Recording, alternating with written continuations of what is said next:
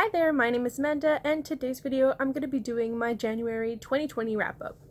So, in this month, I was pretty proud with myself for how little I had read in 2019. I think in total I read 6 books, but like not novels, so only like 2 out of those 6 were novels. The rest were like manga graphic novels. I will be getting into that. I did read some ebooks. I read 2 ebooks, and the rest of the 6 books are physical, so that's always good. No audiobooks this time around. I think I did start one, or maybe I didn't. I don't remember. It's February, so I already forgot half the stuff that I was doing in January, which is a little worrisome, but let's move on. So I will first start off with the novels, and then I will go into the manga and graphic novels. That way, if you're only interested in the novels, you can just stick around, and then if you want to continue, you can. So yeah, I'm going to start that off right away. So the first book I completed is The Raven Tower by Anne Leakey. This was just one that I had added to my TBR because it sounded like a good book. The cover really drew me in. It wasn't one that like I heard about through hype or booktube. It was strictly just I saw someone else add this on to their Goodreads. I checked it out. It sounded interesting.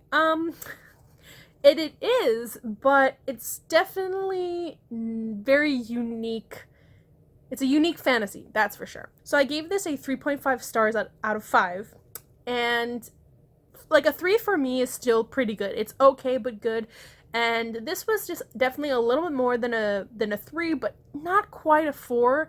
I definitely would have given this a 4 if this wasn't a standalone. It is a standalone, and so unfortunately it had to be a 3.5. I did enjoy it. I was a little bit bored by the beginning. I would say it's very slow paced.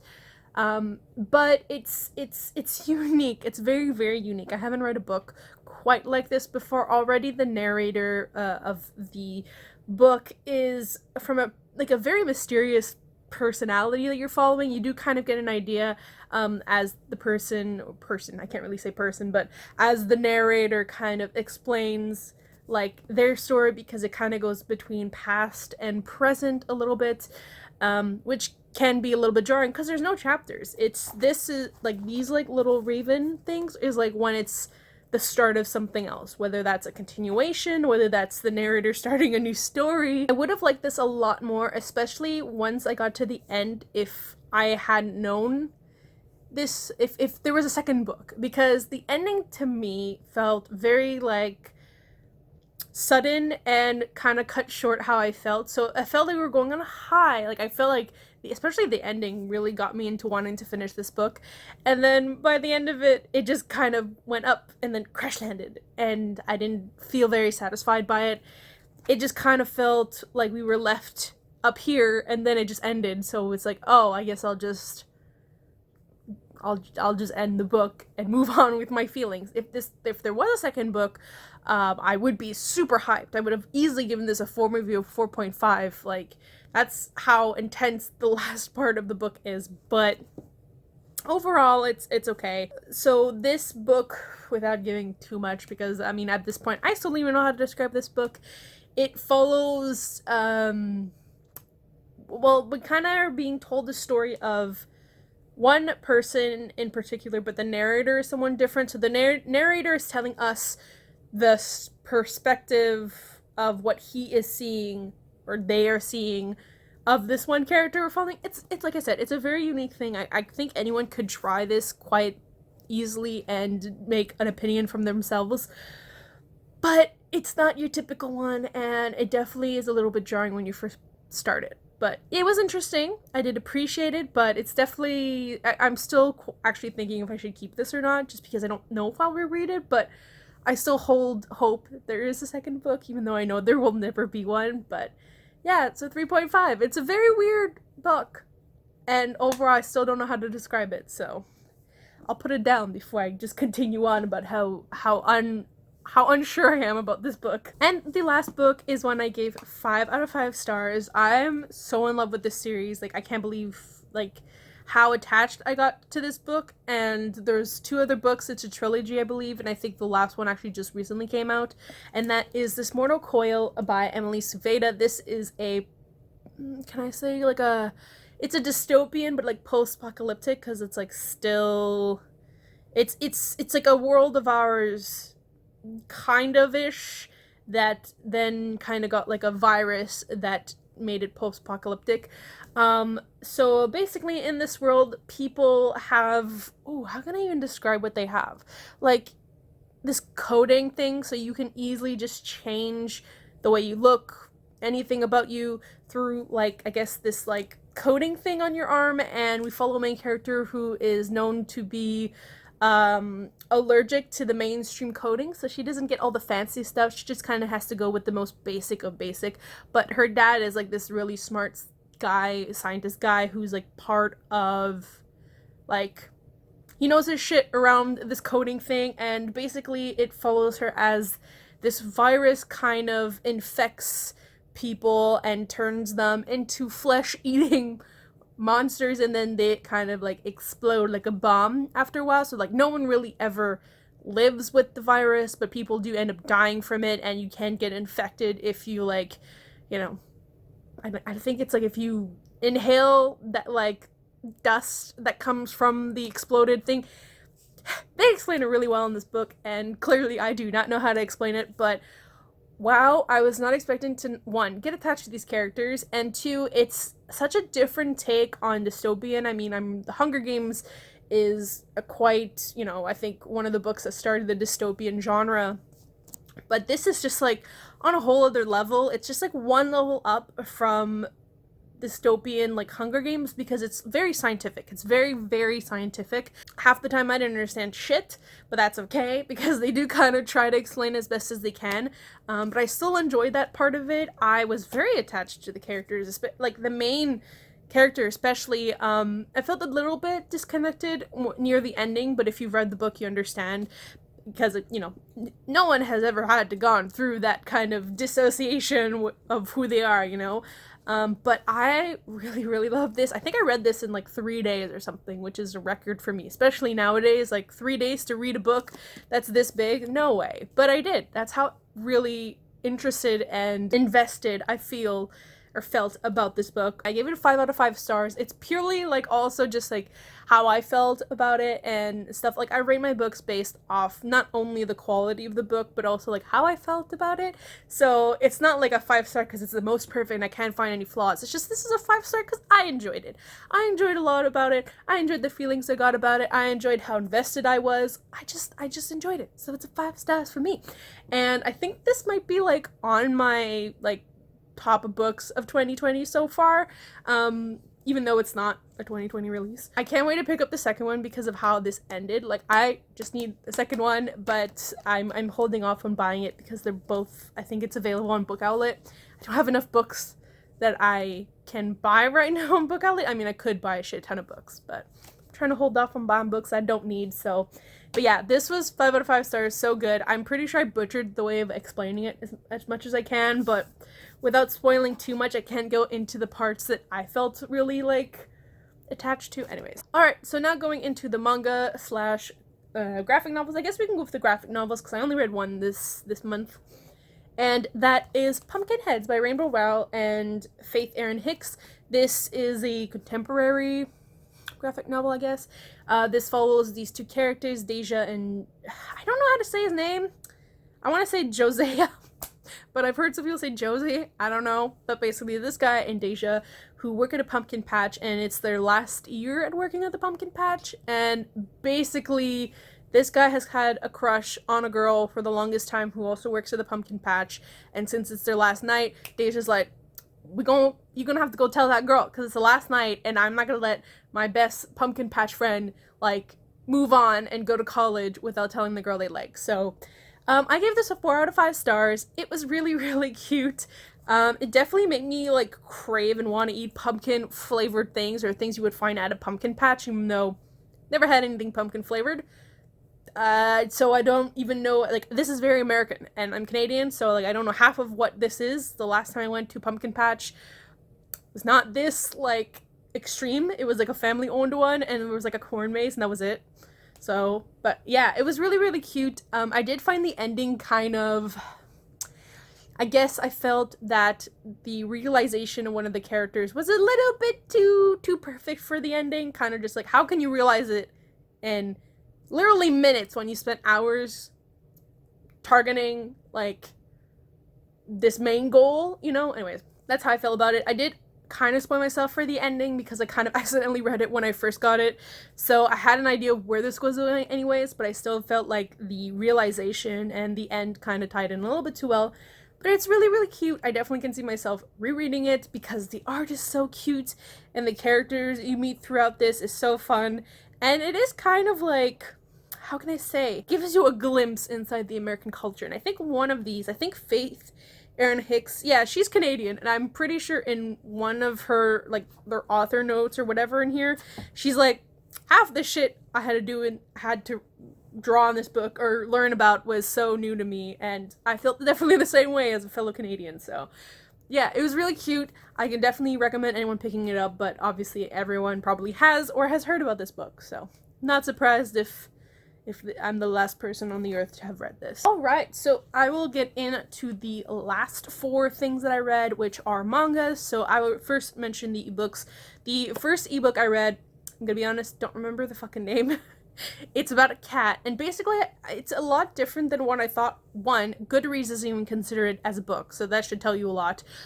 2, there are several books or volumes of these in Japan, but only volume 1 has ever been translated in English, so also not many people know about it, and I think this author literally only wrote like books about or mangas about cats, so it's not like many people know about this author. It's not like, you know, they did other stuff and then wrote this book about cats. Anyways, basically this just follows the author who lives with a bunch of cats and kind of like her daily life with cats. It's, when I read it, it was really, really cute. I actually wish there were more translated volumes out because it's definitely kind of reminds me of Cheese Sweet Home, but like on a more realistic level because you are following the author, and it's just kind of like a I think it's a 4-panel comic like style of manga. Okay, I read this at the beginning of the month in January, and I can't remember what it's stylized in, so I do apologize. I can't even remember what I gave it as a rating. I think I gave it a 3 stars because it was okay. Like, there were definitely parts that made me laugh out loud, but because it was such a simple thing, it was simple in the sense that, like, the art was simple, it was about the author and cat behavior. If you're a cat person, you own cat, you already know half of the stuff that happens to her. You're just like, yep, been there, done that. Yep, I've had to deal with that. Yep, this is my everyday life. So, like, it's not anything new, and so it just more was also learning about the personalities of the cats. So, but yeah, that was the first one I read. The second one I read was Kami Kami Kaishi Volume 1. This is a manga that one of my favorite manga artists, I think she did Pixie Pop, which is like a childhood favorite of mine. And this is like a demon fantasy one. So I was like, 2 things I love, demon, supernatural, like that's my jam in manga. I think I overall gave this a 3.5, or did I give it a 4? Maybe? I literally looked this up just before I started filming and I can't remember. So I apologize for that. Again, I'll put the rating on screen with the picture. But yeah, this was just like a first simple one. Basically, we follow this girl who I think is supposed to be like in her teens, but she's been locked in this room for like basically her entire life up until from when she was like 7, I think. And basically she's locked in this room where her body hasn't grown, so she looks like a little kid even though she's like a teenager, and she has super long hair that, you know, someone constantly comes in to brush her hair. It's really weird. And then you find out that basically her family, I don't even know, people in her family, it's not even like her mom or dad, it's like her aunt, basically demons have gone to live in her hair and they want to keep the demons inside of her hair. And then at one point, sounds really weird, at one point a demon comes out of her hair, and then it's like this, like, he's like a fire demon and it's like a hot boy or something, and he's like, yeah, you could lock me away, but nah, bitch. And it's quirky so far. It's okay. It is kind of weird because basically the girl looks like a kid. She's a teen but looks like a kid. And then sometimes she looks like a teen because she has these 2 little like round demons that attach to her head, and when they do, she turns into like what she would look like as a teen.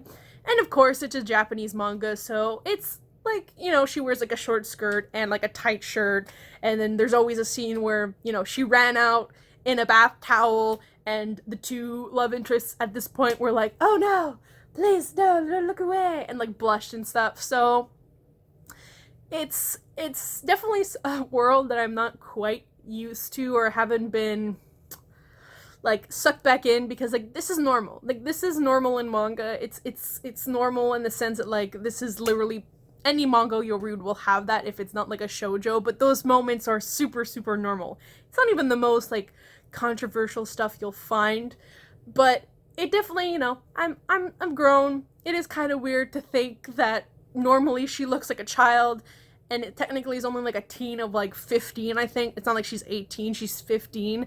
So it is kind of weird, but it's Japan, you kind of have to go with it. And it was cute. Like, I did like the main character. I did like the little demon circle guys. They're really cute. They can't speak or anything. They're just like these little circle things. And obviously the guy, the love interests are cute themselves.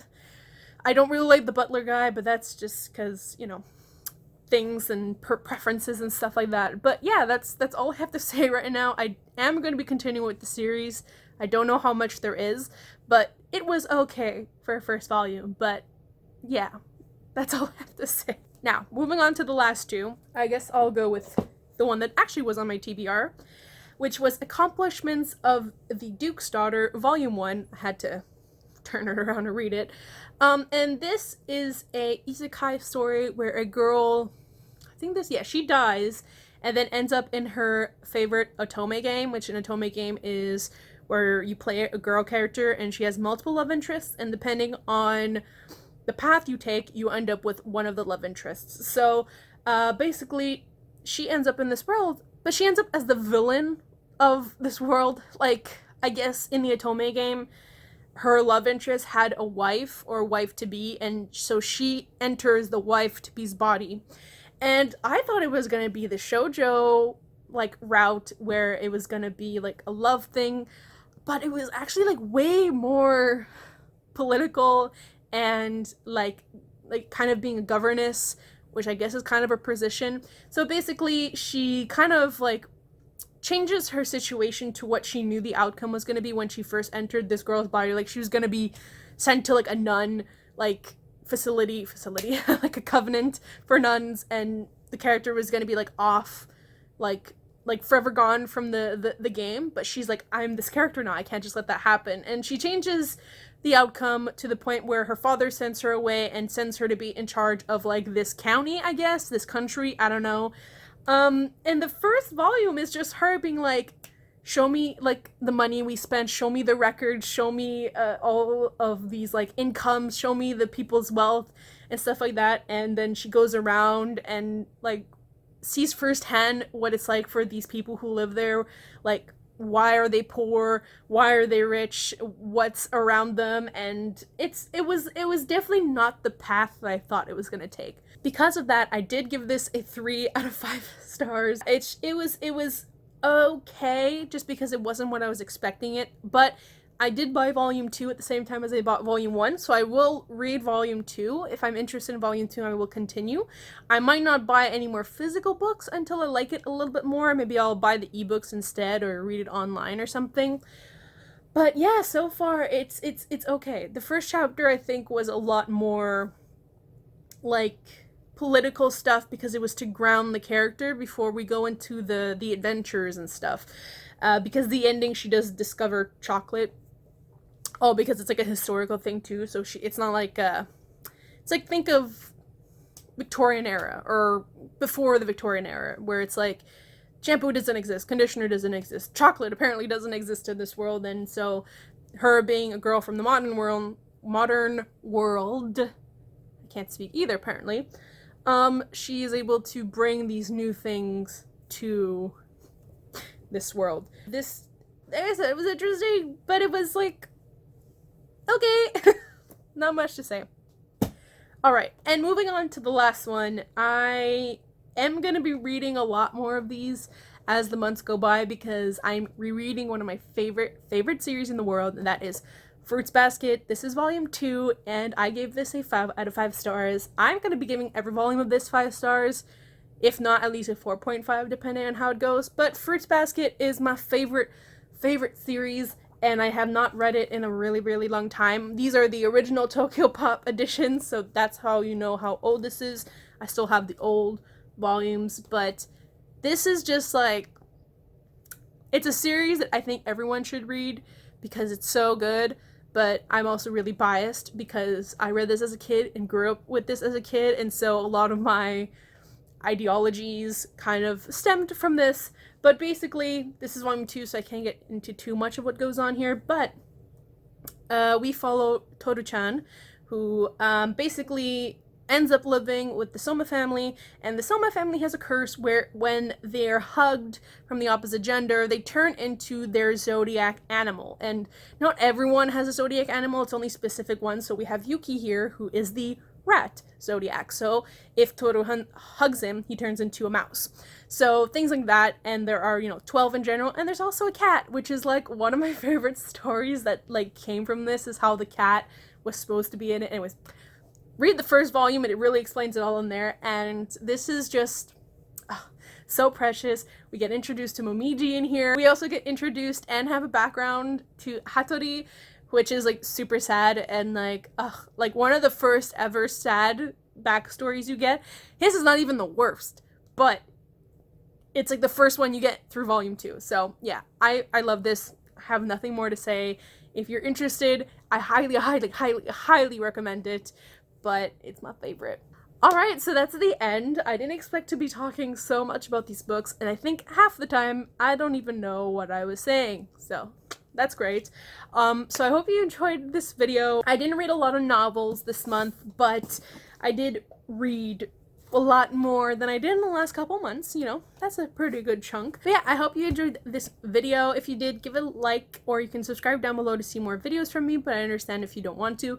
You can also leave a comment down below, either giving me your opinions on any of the books that I've read, because I'm always interested in seeing what people think about the books that I've read, or if you have any recommendations. I'm always constantly looking for recommendations, so please don't be shy. Recommend whatever you think I'll enjoy, or anything that you like, that you think that you want to spread the word on. I'm that girl. I'm here for you. Give me the name. I'll read it at some point.